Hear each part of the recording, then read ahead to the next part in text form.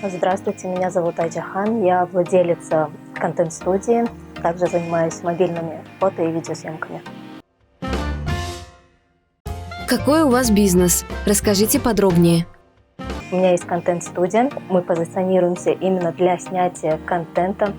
Идея была в том, чтобы в одном помещении была возможность снимать различный контент, и чтобы ваши фотографии не повторялись и были разнообразными. Основная аудитория такой студии – это, наверное, большая часть малый и средний бизнес, люди, занимающиеся косметикой, одеждой, имеющие свой какой-то небольшой бизнес, который они хотят продвигать в своем инстаграме. Как начали заниматься фотостудией? Начали заниматься, потому что увидели потребность аудитории, что нужно именно создать такое пространство, где можно снимать контент, и он будет разнообразным, разноплановым. Будет очень много различных реквизитов, которые будут помогать при снятии контента. И кадры будут разнообразными, что очень поможет Инстаграму, потому что сейчас очень много бизнесов, которые работают через Инстаграм, и важно, чтобы у них были качественные фотографии и было пространство, которое именно дает такую возможность. На момент, когда появилась идея открытия контент-студии, у меня была партнер, и мы с ней обсуждали именно моменты, что в нашем городе нету таких студий, где можно снять полноценный контент в одном пространстве.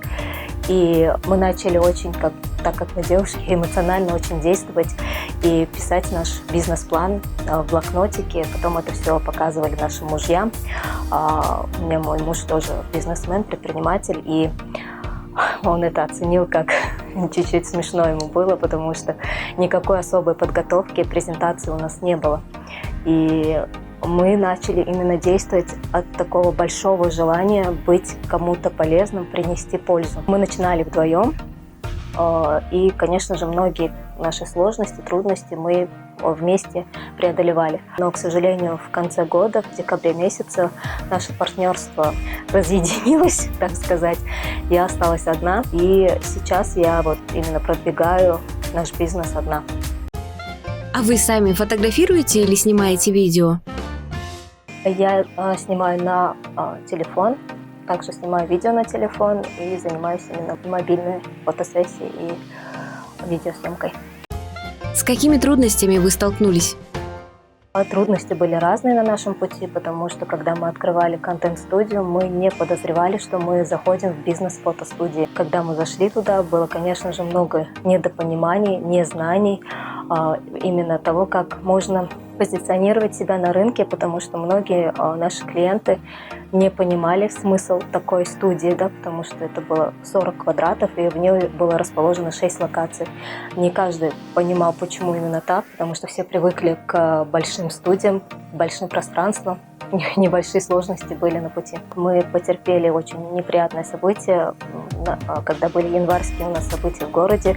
Нашу студию полностью сожгли, от нее остался только пепел. Я столкнулась с трудностями именно в поисках нового помещения, так как уже после того, как мы открыли нашу контент-студию, появились множество копий на рынке Казахстана в различных городах.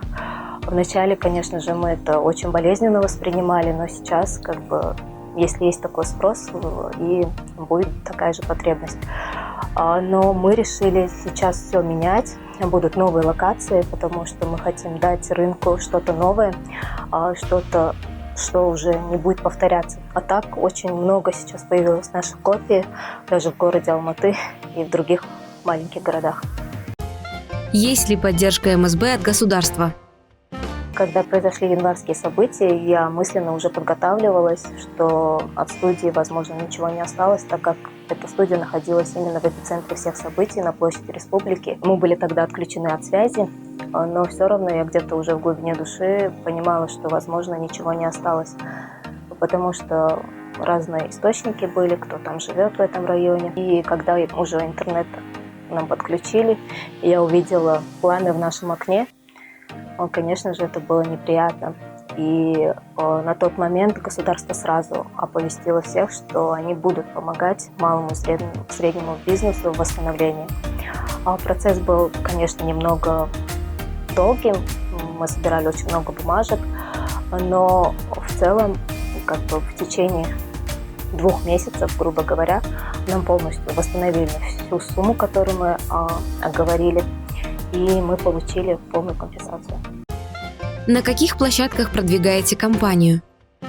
Мы продвигаемся через Facebook, Instagram рекламы, потому что мы видим, что именно там сидят наша аудитория, которым именно нужен контент, поэтому именно только на этих площадках. Пробовали OLX, пробовали маркетплейсы, но не особо это работало, был очень большой слив бюджета, поэтому остались только на Facebook и Instagram. Нужно ли какое-то образование, чтобы начать заниматься таким видом бизнеса? Образование так таковое, наверное, не нужно, потому что здесь важно понимать, что бизнес, он всегда будет то вверх, то вниз.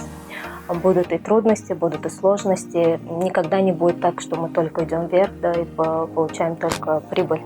Здесь бывают разные ситуации, тестирование рекламы. Конечно же, если у вас есть какие-то знания базовые, SMM будет отлично, это будет помогать в развитии вашего бизнеса, но так, чтобы где-то отучиться, и специально этим не обучают нигде. Что бы вы посоветовали начинающим предпринимателям? Я бы посоветовала начинающим предпринимателям не бояться пробовать. Бизнес – это всегда риск, и немалый риск, и нужно быть готовым к различным ситуациям. И если это верующий человек, то уверовать только и верить только в хорошее, потому что если вы что-то делаете благое, оно всегда будет отдача.